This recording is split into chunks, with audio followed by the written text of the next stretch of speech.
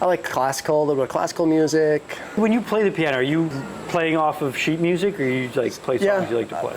I think my biggest downfall when it comes to piano is I primarily play songs I know already and that I enjoy to play, because it's fun to play a song you know. It's fun to go there and have your fingers strike chords, hear the sound produced.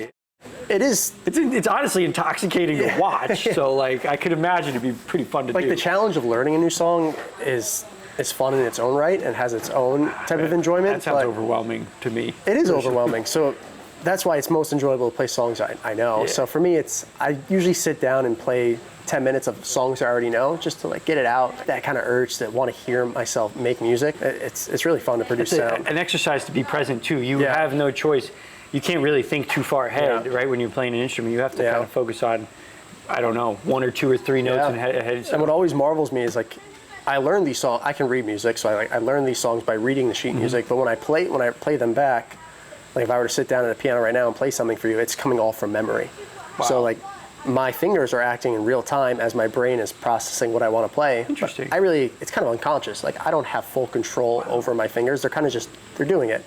Is that muscle memory? It's muscle memory. It's kind of like if you ever heard about like System 1 and System 2 thinking, like fast and slow thinking, like that's the fast thinking. That's where your body just kind of goes into autopilot, takes over. It knows what it needs to do. It's kind of like driving. Like you know everything you need to do. You've done it before, but you don't need to be present and constantly thinking about every single tiny little detail you need to execute. So your hands kind of take over and your fingers just do what they need to do because you've practiced it so many times. So you're able to play and actually sit there and observe the music you're creating. Yeah, in a sense. And not just think about like pinky here. Yeah, what's enjoyable. That's so cool. What's great about it is you can sit there and play and you can enjoy it almost as a spectator. That's awesome. That sounds very, very satisfying. Yeah, when you get to a point where you know a song so well, it kind of just takes over. It goes on autopilot, so you can that's so cool. Sit back, enjoy the music you're creating. It's kind of the most fun part for me is just listening to myself play. I bet. That's what I enjoy, is listening.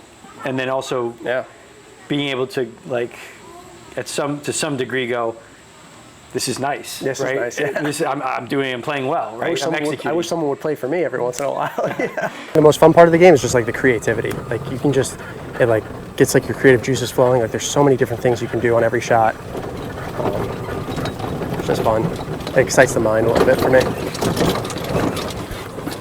I guess it's like, it'd be something like a basketball player, like point guard, like dribbling up to like the top of the 3-point line. Like they got all these options, all these people they could pass to, they could take it to the rim themselves, they could shoot it. Like there's probably all these options presented to them, and it's all about just capitalizing on one of them and just going for it. Okay, birdie putt, man. Should I just go first again? See if I can hammer it in? Yeah, why not? It worked well last time. It worked real well last time.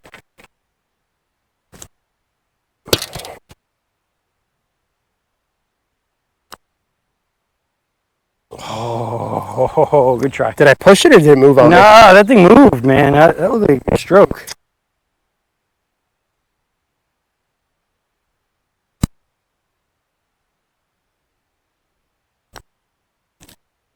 I caught that off the heel. Oh, I felt that. That was a bird. Good par. There's your marker. Thank you. That was like the easiest par ever.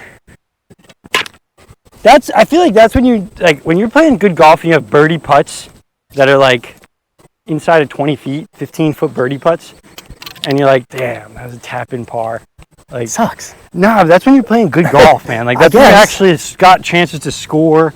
And yeah, sure, like the birdie putt didn't convert, but an 8-foot look at birdie is all you could really ask for most of the time. We hit that putt probably 7 out of 10 times. Yeah. And we just got unlucky. And we just picked the 2 strokes that didn't convert. It comes back to golf. Like, when you're out there playing well, it kind of just goes on autopilot. And for me, I think the most enjoyable part of golf, it starts the moment you make contact with the ball, that feeling of making contact and knowing whether or not you hit a good shot, the feedback, and then watching it. Oh, yeah. Watching a shot play out. The ball flight. Especially that first initial takeoff, I think is the most enjoyable part about the game. Golf, like piano, it's being able to step back and enjoy yourself doing it. whatever activity you enjoy, whether it's golf, whether it's piano, whether it's exercise in the gym, like, or even your career. Like if you can enjoy it, if you can be good at something to the point where you can just enjoy what you do and take a step back, be on autopilot, and recognize the work that you're doing. I think that's the goal in life, is to get to a point where you can do more of that. Absolutely. Honestly, that's kind of game changer for like, especially for the career side of things. If you can convince yourself to enjoy the day-to-day tasks, like that makes it way easier. You're not fighting against yourself to do the job. I think it's just stuff where you're present with one another. Sure. Yeah. Whether it's That's what just it comes down to, being present. Sunday dinner, or having dinner at the table every day. Yeah. I'm big on that. My family grew up, we had dinner 6 days a week plus, you know, having dinner same time. Yeah, same. Between like 6 and 7, you know, it was always a thing. When dinner came, you would eat dinner together. Always, yeah. You know, lunch and breakfast, you know. That's tough. It's tough. People are all about it. But when it's dinner time, everyone sits down at the table together, eats together. That's awesome. Has a conversation. That's huge. Yeah, talk about your day. Yeah. What went well, what didn't go well. Kind of goes back to that support system that you were talking about, you know, when you're starting this business, leaning on your family and friends goes a long way. I would assume that some productive conversations were had, you know, over dinner, right, about getting a business off the ground.